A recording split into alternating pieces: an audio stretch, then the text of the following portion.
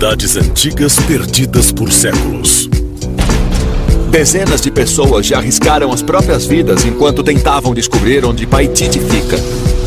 Tesouros escondidos em águas muito profundas. As pessoas locais me contaram que não somente as espaçonaves voaram por cima do lago, como elas também entraram no lago.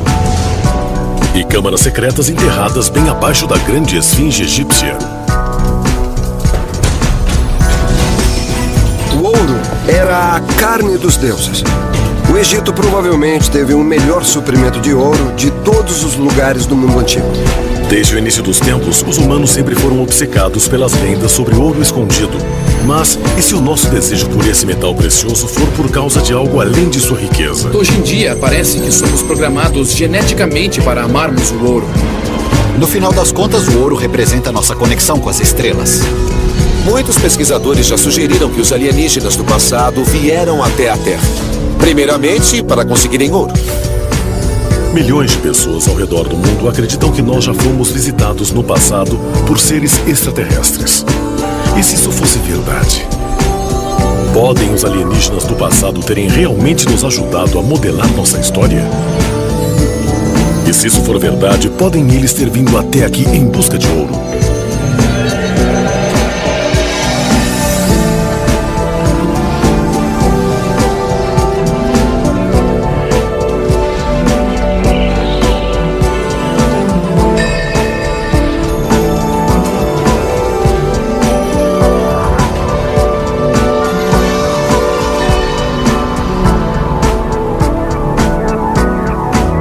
Alienígenas e os templos de ouro.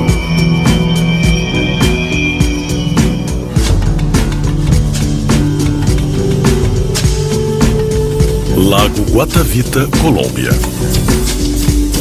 Considerado como sendo o local de uma cratera causada por um meteoro, esse lago circular na montanha é o principal alvo das maiores buscas da humanidade. A busca por Eldorado, a cidade de ouro perdida. Desde o século XVI, Eldorado tem sido um baú de tesouros para os caçadores de riquezas. Existem muitas lendas sobre um lugar cheio de riquezas desconhecidas na América do Sul. Mas até hoje, essa cidade lendária ainda não foi descoberta. Mas se um local tão magnífico assim existe, como ele tem iludido os exploradores por séculos? Alguns acreditam que a resposta se encontra no fundo desse lago misterioso. A história de Eldorado surgiu do Lago Guatavita, que fazia parte do território dos povos Muisca ou Chibcha, que era uma supremacia. Não era uma civilização tão superior como os Incas ou os Aztecas, mas uma supremacia com uma civilização que tinha posse de muito ouro.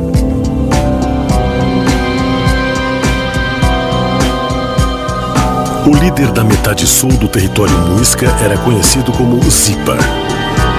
Mas os conquistadores que chegaram ao local no século XVI o chamaram de Eldorado, que em espanhol significa feito de ouro. Eles deram a ele esse nome depois de terem observado um ritual sagrado desse povo. Zipa flutuaria em um barco real até o meio do lago Guatavita para fazer oferendas em ouro a um deus que se acreditava viver no fundo do lago. Conta-se que o chefe era coberto com resina e depois adornado com pó de ouro. E depois ele pulava dentro da água para retirar o ouro de seu corpo. E então esse ouro se acumulava naquele lago, e os objetos de ouro e sacrifícios eram jogados dentro desse lago em particular. E dessa história surgiu a lenda sobre a cidade perdida de Eldorado.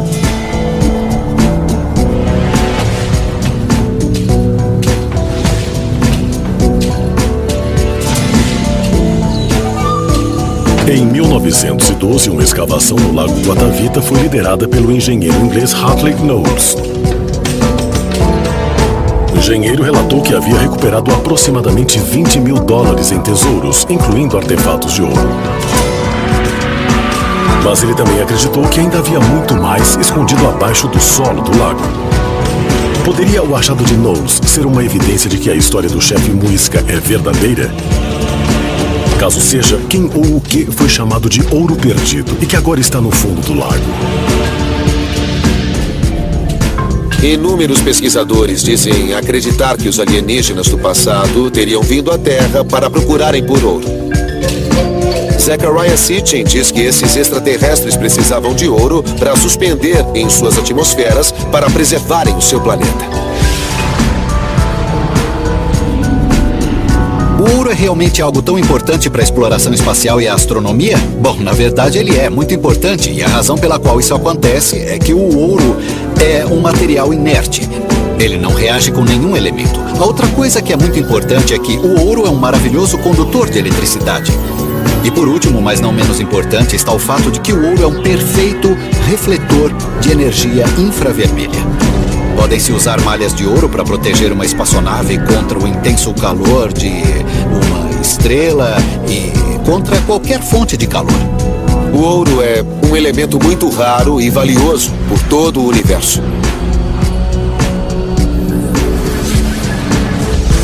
Alienígenas vindo à Terra para procurarem por ouro. Poderia isso ser possível? De acordo com os antigos teóricos astronautas, não só isso é possível, como eles acreditam que a prova disso existe em numerosos textos e lendas do mundo antigo. Como a história sobre a lendária cidade maia de Paititi, que todos achavam estar localizada na parte sudoeste do Peru. Os conquistadores ficaram obcecados para achar essa cidade de ouro misteriosa, que eles acreditavam estar localizada em algum lugar na selva do sudoeste do Peru. Eles a chamaram de Paititi, a cidade dourada. E as histórias de Paititi e Eldorado têm dirigido as explorações às selvas amazônicas. Eldorado e Paititi são frequentemente confundidas. Eu vejo Eldorado como sendo esse local produtor de ouro, localizado no norte da América do Sul. E Paititi foi uma civilização contemporânea aos Incas na região do Peru e Bolívia, e que ainda não foi devidamente explorada. E isso é parte do que tenho explorado nos últimos 25 anos. Desde 1984, o explorador americano Gregory Dyer-Menjian e seu parceiro peruano Paulino Mamani já realizaram mais de 15 expedições em busca dessa lendária cidade dourada.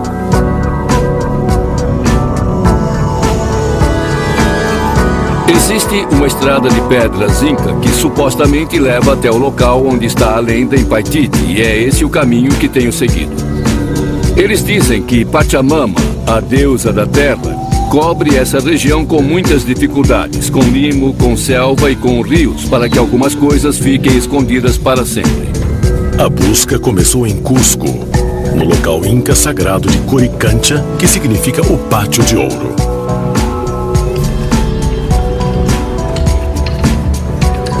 Em 1559, os conquistadores espanhóis destruíram Coricancha para construir a Catedral de Santo Domingo, que ainda existe no centro de Cusco, cercada de ruínas do antigo templo inca.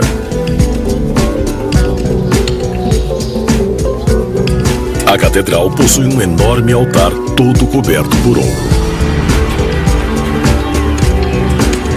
Mas, de acordo com os registros dos conquistadores, ela nem mesmo se compara com a magnificência de Coricancha, que não somente era cheia de estátuas de ouro, mas também era coberta por placas de ouro maciço.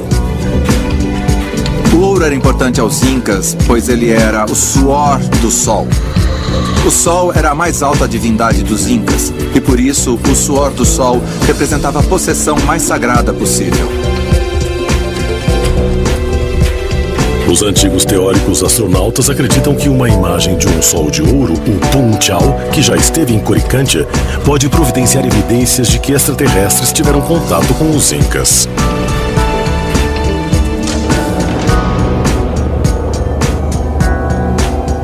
O Coricancha era famoso por seu gigantesco disco dourado, que era venerado pelos incas e que era a representação de um enorme disco dourado que supostamente desceu do céu em frente ao líder inca, Atahualpa, e que ele teve contato direto, de acordo com as lendas, com os deuses do céu.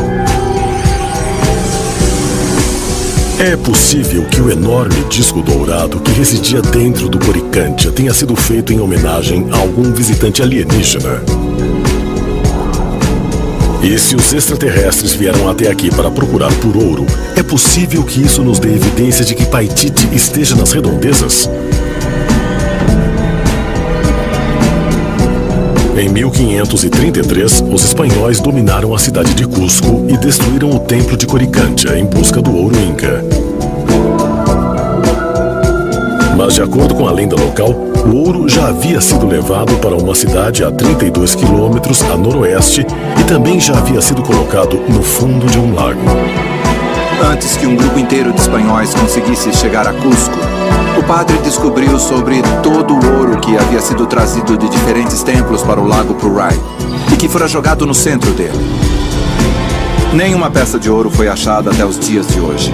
Essa quantidade de ouro, com os preços atuais, atingiria valores em bilhões. Talvez ainda mais misteriosos tenham sido os casos de objetos voadores incomuns no céu dessa área. Os relatos sobre esses objetos acontecem há centenas de anos. As pessoas da região me disseram que não somente viram espaçonaves voando acima do lago, mas que elas também entraram no lago. As histórias dizem que existe um pequeno vórtex que tem aproximadamente o tamanho da espaçonave, talvez uns 6 metros de diâmetro. Ela se aproxima do lago, o vórtex se fecha. Mais tarde, o vórtex se abre novamente e a espaçonave vai embora. Se, como os habitantes locais afirmam, uma nave estranha, possivelmente alienígena, veio até esse local, pode existir alguma conexão entre as visitações e as lendas sobre o ouro escondido no fundo do lago Puray? Dezenas de pessoas já arriscaram as próprias vidas e, em alguns casos, alguns morreram enquanto tentavam descobrir a localização de Paititi. Existe o caçador de tesouros padrão que só entra na busca pelo valor monetário. Existem também pessoas que entram nessa busca por saberem que seu nome pode ser imortalizado após o achado. Mas existem as pessoas que entram na busca pelo tesouro porque sabem que, se acharem um tesouro, irão literalmente provar que uma lenda é real. Talvez o maior mistério não seja se ou aonde as cidades de Eldorado e Paititi podem ser descobertas. Mas, se de uma vez por todas, sua localização pode ser revelada.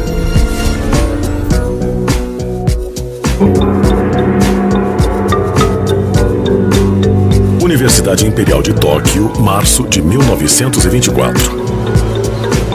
Em um experimento com energia nuclear, o professor Hantaro Nagaoka dirige 150 mil volts de eletricidade a um isótopo de mercúrio localizado em uma camada de óleo de parafina durante 4 horas. Seu propósito é liberar o próton de hidrogênio do núcleo do mercúrio e produzir um novo elemento: o ouro. O experimento é um sucesso. O professor Nagaoka havia resolvido um mistério que ilude os cientistas por séculos: o mistério da Pedra Filosofal. A Pedra Filosofal é a ideia de que existiria um tipo mágico de material que poderia transformar chumbo ou qualquer outro metal de baixo custo em ouro. A ideia de transformar qualquer metal em ouro é muito atrativa por si mesma. Por milhares de anos, os reis procuraram por esse aparato misterioso, o aparato que poderia transformar qualquer metal em ouro. Os cientistas e alquimistas passaram séculos tentando inventar o aparelho. Até mesmo Isaac Newton ficou obcecado pelo mistério da Pedra Filosofal no século XVII. Mas a coroa britânica, com medo de uma desvalorização do ouro, tornou a prática da alquimia punível com a morte. Até o momento do experimento do professor Nagaoka em 1924, a maior parte da comunidade científica já havia declarado como impossível o processo de produzir ouro a partir de qualquer material. Mas isso mudou rapidamente quando eles perceberam para onde olhar. O segredo da alquimia está nas estrelas. Quando você pensa sobre como o ouro é produzido naturalmente, você se lembra de que o ouro é formado a partir das reações nucleares do Sol. E que ele se espalha pelo universo quando uma supernova acontece. E o Sol explode, espalhando todos os tipos de produtos pelo universo. Hoje em dia conseguimos realizar reações nucleares controladas. Nós temos a habilidade para produzir o ouro a partir de outros elementos. Aqui na Universidade da Califórnia, em Irvine, o Dr. Shaka conduz experimentos em alquimia quase que todos os dias. Nós colocamos mercúrio em um desses tubos, e o mercúrio tem um pequeno isótopo de 0,15, que é chamado de mercúrio 196. E esse isótopo pode se juntar a um nêutron e em aproximadamente 23 horas se transformar em ouro. Para fazer com que o reator funcione com capacidade total, o Dr. Shaka remove os cilindros de controle que absorvem os nêutrons e evitam que eles reajam com outros átomos. Isso gera uma energia de proporções absurdas. Em termos de quantidade de energia, incluindo a energia elétrica que permite que você consiga gerar uma pequena massa de material, a energia nuclear é de 10 a 20 milhões de vezes mais eficiente que qualquer outra. Depois de 24 horas, o experimento é um sucesso. E ele vale ouro. Uma pedra filosofal na vida real que funciona dentro do porão de um pequeno prédio da universidade. A descoberta da alquimia tem sido muito importante para a ciência, mas, ironicamente, ela não produziu riquezas tão grandes. Se deixarmos irradiando por um dia inteiro no nosso reator, conseguimos 0,3 de centavos em ouro. Como cobramos $200 por hora para operar o reator, estamos longe de produzir riquezas. Mas enquanto a alquimia dos dias atuais é considerada muito ineficiente para criar grandes quantidades de ouro, os antigos teóricos astronautas acreditavam que uma tecnologia muito maior que a nossa já era utilizada há milhares de anos no Antigo Egito. Outro lugar onde o ouro era ligado aos deuses. A ideia de ouro ser algum tipo de metal divino ou elemento divino está muito ligada com as crenças do Antigo Egito e de tudo em que eles acreditavam. O ouro era a carne dos deuses, e então por isso tinha um grande significado. O Egito provavelmente tem o melhor suprimento de ouro de todos os lugares do mundo antigo. E também podemos encontrar em algumas cartas que sobreviveram, onde os reis da Babilônia, Assíria, Egito e outros pediam ao rei egípcio: "Ó meu irmão faraó, por favor, me envie ouro, muito ouro, pois o ouro existe em abundância na terra do meu irmão faraó." Mas como foi que o ouro veio a se tornar mais abundante no Egito do que nas terras vizinhas?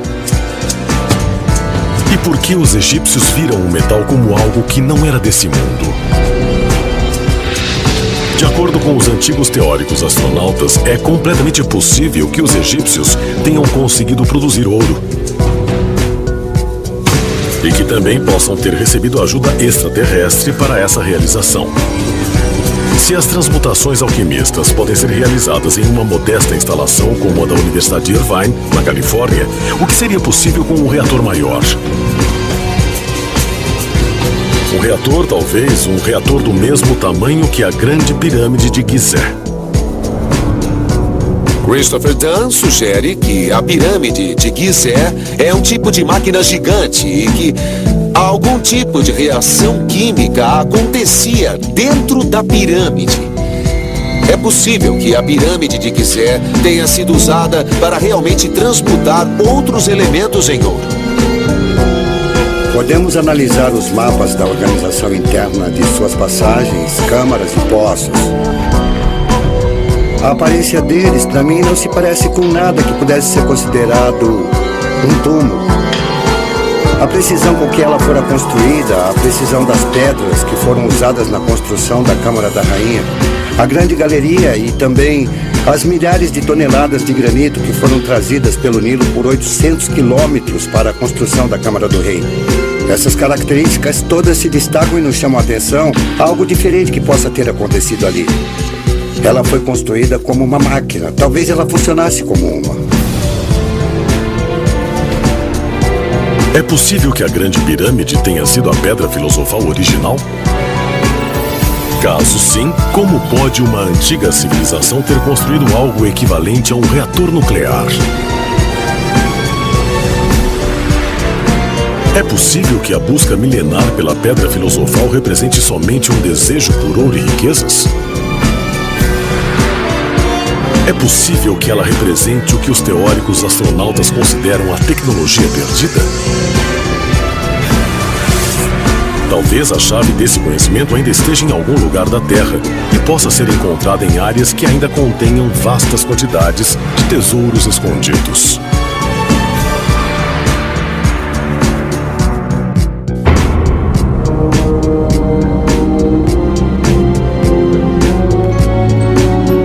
Em 1936, Planalto de Gizé, Egito. Por mais de 3.000 anos, o corpo da grande esfinge esteve enterrado embaixo da areia.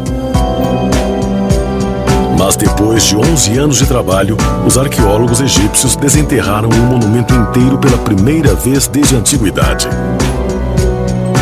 Com 73 metros de comprimento e 20 metros de altura, essa é a maior e a mais velha estátua de todo o mundo.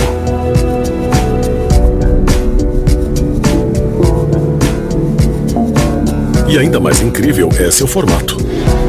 A esfinge tem a cabeça de homem e o corpo de leão. Apesar dos egiptólogos considerarem que a esfinge tenha sido construída no reinado do faraó Khafra, em aproximadamente 2500 a.C., outros acreditam que sua construção possa ser ainda muito mais antiga. As datas ortodoxas que dizem que esses monumentos são de 2.500 anos antes de Cristo foram desafiadas por um grupo de pesquisadores, do qual faço parte, que argumentaram que a erosão existente na esfinge sugere que ela seja muito mais antiga.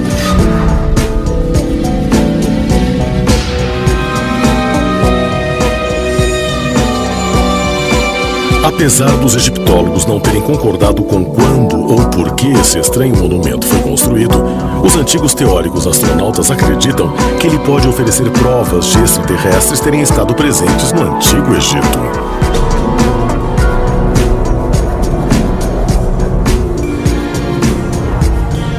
Nós vemos em muitas inscrições sumérias e egípcias antigas as esfinges metade homens e metade de algum outro tipo de animal, e uma variação de diferentes combinações de animais com os seres humanos. Nós temos que imaginar o motivo de eles estarem fazendo isso, e logicamente tudo começa a fazer sentido quando percebemos que muitos desses textos antigos explicam que extraterrestres vieram até aqui e nos criaram a partir de sua própria imagem e conforme suas preferências. Nós podemos acreditar no trabalho recente de Zecharia Sitchin, onde ele acredita que os Anunnaki vieram de um planeta que está em algum lugar no nosso sistema solar e que eles vieram para cá em busca de ouro. Mas eles perceberam que não conseguiriam fazer o trabalho sozinhos. Então eles pegaram as criaturas que existiam aqui naquele tempo, alteraram-nas geneticamente e criaram a humanidade. Se esse for o caso, é bem possível que eles poderiam estar usando alterações genéticas para fazer experimentos, e não só com a humanidade, mas uma mistura de outras espécies com a humanidade. Pode a grande esfinge ser uma evidência de experimentos genéticos feitos pelos alienígenas do passado? E se, como proposto por Zecharia Sitchin, os extraterrestres estivessem alterando geneticamente os humanos e animais com a finalidade de procurarem ouro, poderia essa enorme estrutura ter sido durante um tempo um repositório para aquele ouro?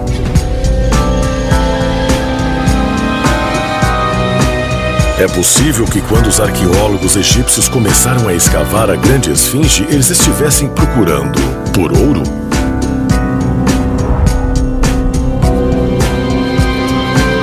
passar dos séculos, câmaras secretas, poços e um elaborado sistema de túneis foram descobertos por toda a redondeza do Planalto de Gizeh. Um poço foi descoberto e chamado de Poço Osirian, e ele seguia por debaixo do Planalto na parte de trás da Esfinge. Agora, nesse poço existem várias passagens que aparentemente levam a lugar nenhum. Nos últimos anos, um radar que penetra o solo foi usado e conduziu à revelação de evidências sobre inúmeras cavidades subterrâneas, localizadas não somente ao redor da Esfinge, mas também abaixo dela. De um ponto de vista científico, e não estou me referindo às especulações, teorias, lendas e mitos, essa foi a primeira vez que houve uma forte indicação de que é possível que essas câmaras e túneis secretos existam abaixo da Esfinge. E, de acordo com isso, eles encontraram evidências do que pareciam ser câmaras artificiais. Essa não é uma questão sobre a real existência de uma passagem subterrânea abaixo do Planalto de Gizeh. A questão é, podemos ter acesso a isso? E, logicamente, a questão mais importante, existe algo ali que tenha um valor extraordinário? Talvez exista algo que desafie a ciência e que possa ser de natureza extraterrestre.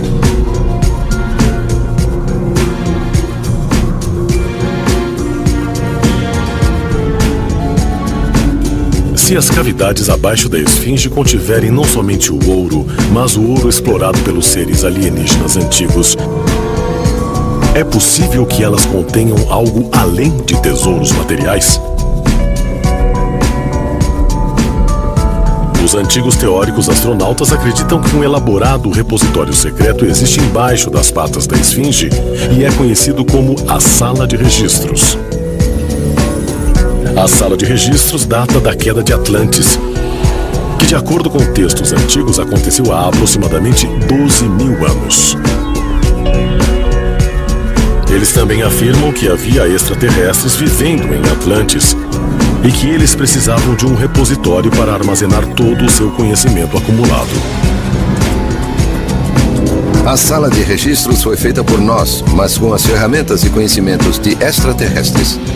Especula-se que um grupo de sobreviventes de Atlantis veio para o Egito em aproximadamente 10.500 a.C. e trouxeram com eles os seus registros e seu conhecimento.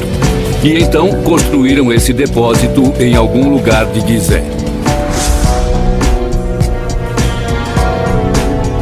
Se algum dia os arqueólogos conseguirem desenterrar as câmaras secretas embaixo da Esfinge, o que eles irão encontrar? Ouro? Uma biblioteca com antigos conhecimentos extraterrestres? Ou podem eles talvez encontrar ambos? Em minha opinião, elas estariam cheias de tecnologia do ouro. Tecnologia que uma vez já pertenceu aos deuses. Isso nos ajudaria a responder quem construiu as pirâmides, como eles a construíram e também se existe um portal ou uma passagem na sala de registros que nos leve até as estrelas. Se a Sala de Registros realmente existir, é possível que ela contenha conhecimento extraterrestre? Não em antigos pergaminhos, mas registrado em ouro. O ouro é um metal muito impressionante. O ouro é um dos melhores condutores de eletricidade que temos, o que é muito importante em aplicações eletrônicas. E além de você precisar de um bom condutor, você também precisa de um que não sofra corrosão. Então, o ouro, quando você realmente precisa de equipamentos com longa duração e alta qualidade, é a melhor escolha a ser feita. É possível que esse conhecimento que está não somente armazenado com ouro, mas também em ouro, seja realmente um misterioso segredo desse precioso metal? Talvez a resposta se encontre escondida a 2.800 quilômetros dali, muito abaixo de uma igreja em Rennes-le-Château, na França.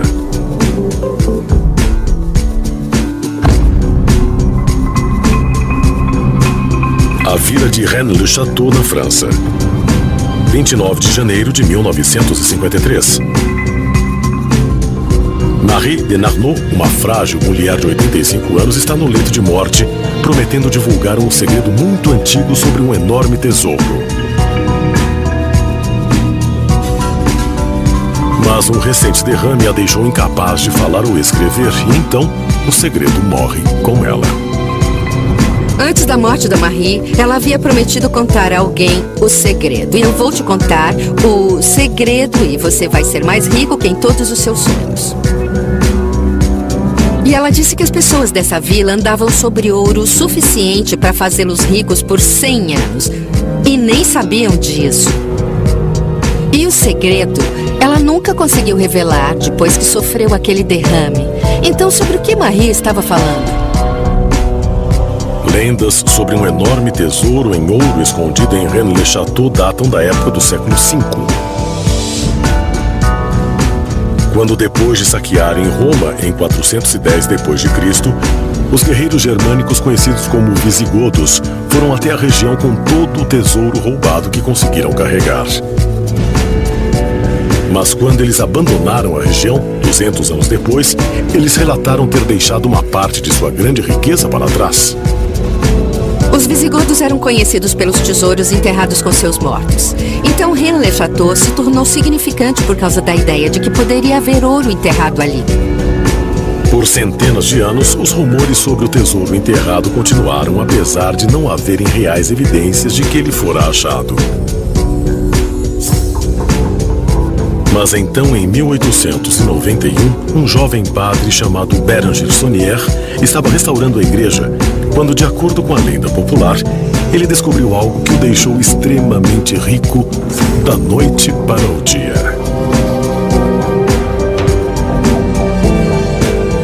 Essa riqueza que ele tinha era parte do vasto tesouro em ouro que era mantido bem abaixo dessa igreja, dentro de uma série de estranhas catacumbas. Essas catacumbas em Rennes-le-Château eram muito antigas.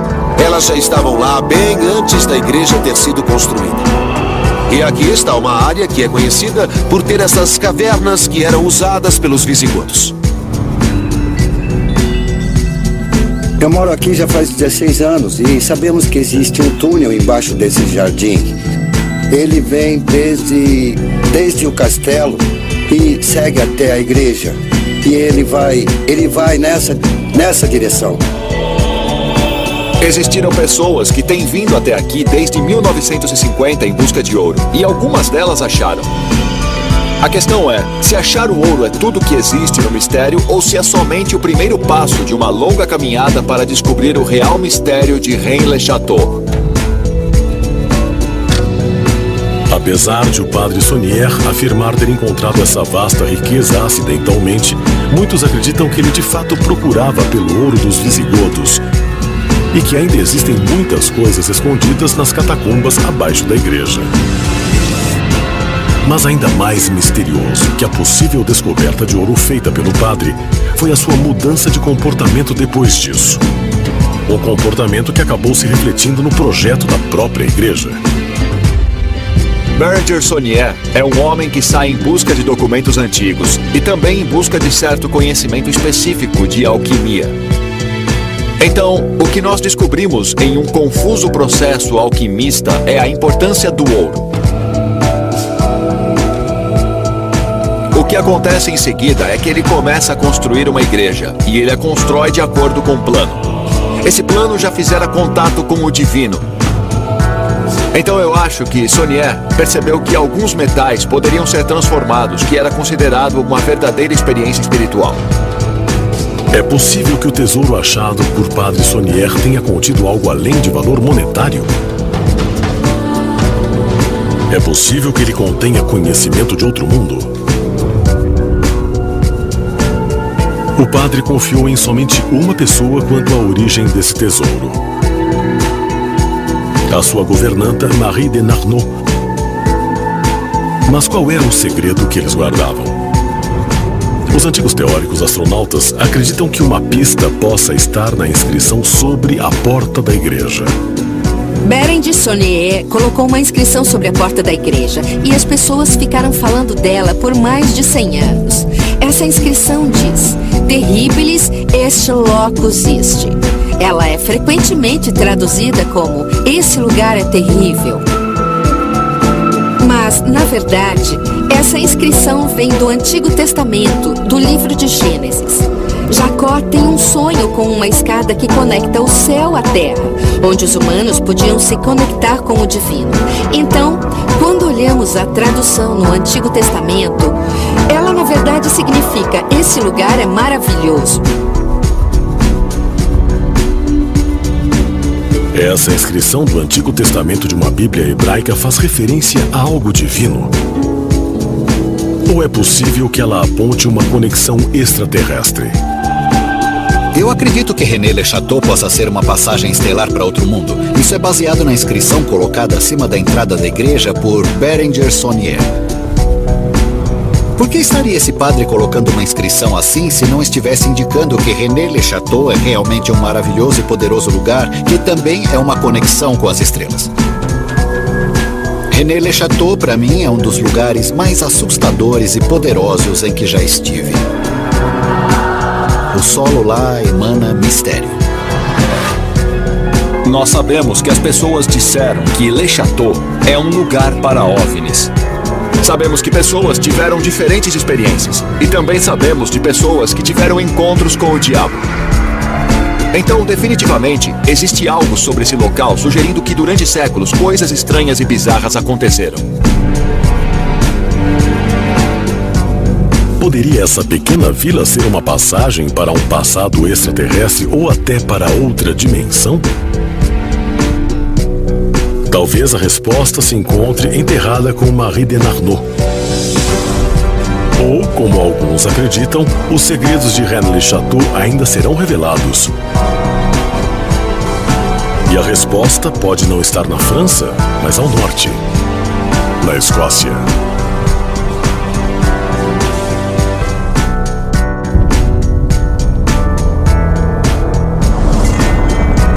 Capela Roslin, Escócia. Em uma colina um pouco acima da vila de Roslin, a 11 quilômetros ao sul de Edimburgo, se localiza essa igreja medieval do século XV.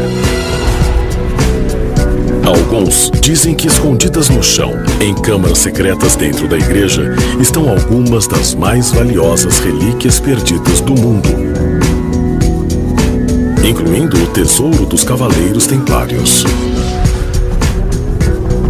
Essa tropa de elite de monges guerrilheiros foi baseada no Templo do Monte em Jerusalém durante as Cruzadas Cristãs. Também havia rumores de que eles haviam possuído muitos artefatos religiosos, incluindo a mais valiosa relíquia de ouro, o Santo Graal, o cálice usado por Jesus durante a última ceia. Os Cavaleiros Templários começaram a escavar no Templo de Salomão. É dito que eles descobriram cavernas secretas que continham uma grande variedade de artefatos de ouro. Quando o saqueamento do Templo de Salomão aconteceu, o tesouro havia desaparecido misteriosamente. Eles então levaram esse tesouro para a Escócia e o enterraram na capela de Roslin.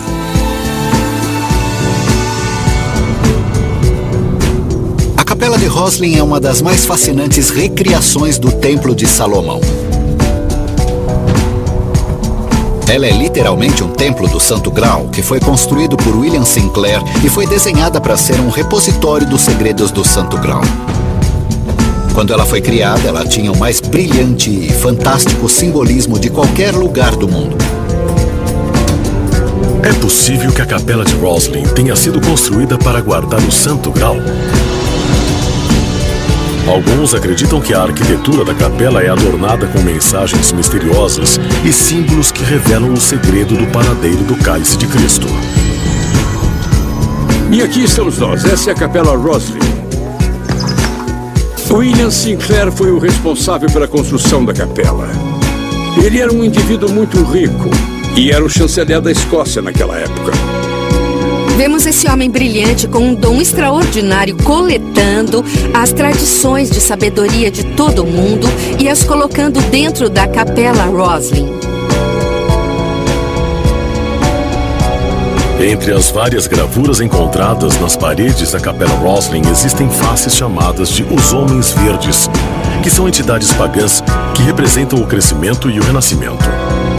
Alguns acreditam que essas faces estranhas providenciem uma pista de que a capela realmente abriga o Santo Grau. As esculturas por si próprias têm um sentido duplo e elas sempre tiveram esse sentido. O Homem Verde aparece em mais de 110 localizações diferentes. Conforme você observa a progressão do Homem Verde, do Oriente para o Ocidente, essa progressão representa o passar do tempo. Todas as esculturas mais novas dos Homens Verdes estão na parede do leste. E quando as olhamos para as paredes viradas para o oeste, elas são mais velhas. Isso simboliza os segredos mais guardados da natureza. E esses segredos nos fazem pensar se de fato o Grau está conectado com eles e com a presença do Homem Verde nessa capela do Santo Cálice. Mas se o Santo Grau realmente se encontra na Capela Roslin, aonde pode ele estar escondido? Alguns acreditam que ele está dentro de um pilar ornamentado, conhecido como o Pilar do Aprendiz. E pelo menos uma pessoa já tentou recuperá-lo. Na verdade, nós temos a história, que é dita ser verdadeira. Uma pessoa veio até a capela com um machado e ela tinha a intenção de derrubar o Pilar do Aprendiz, porque estava convencida de que o cálice estava dentro dele. O que é o Grau? Se eu pudesse dizer, diria que o Grau, para mim, é o seu DNA, pois ele é seu passado e também seu futuro. E uma coisa muito interessante é que, quando você olha para esse pilar, ele contém uma cadeia de DNA. É possível que todas essas esculturas ligadas com o Santo Grau indiquem que o cálice utilizado por Jesus na última ceia era algo além de um recipiente contenedor de líquidos. A história toda é muito fascinante para a antiga teoria astronauta. Wolfram von Eschenbach, por exemplo, sugere que o Santo Cálice veio das estrelas. E a questão é, o que ele quis dizer com isso? Frequentemente descreve-se o cálice que continha luzes vermelhas piscantes. Eram os templários donos de algum aparato tecnológico? É possível que o Santo Grau realmente seja uma antiga ligação entre Jesus e forças espirituais ou extraterrestres? E pode ser que o seu achado providencie uma prova de uma ligação entre nós e uma origem extraterrestre? Se for verdade, é possível que essa misteriosa igreja, como locais conhecidos como Templos de Ouro no Peru, Egito e França, contenham tesouros muito mais valiosos que a mera riqueza monetária.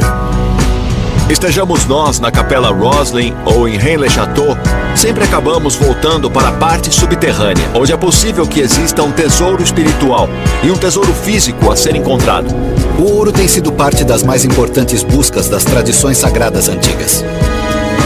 O ouro simboliza a riqueza e também o poder, mas acima de tudo o ouro representa a conexão com as estrelas.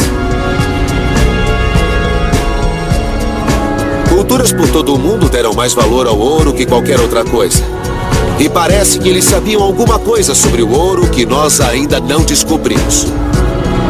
É possível que o ouro seja a última conexão entre os humanos e seres de outro planeta?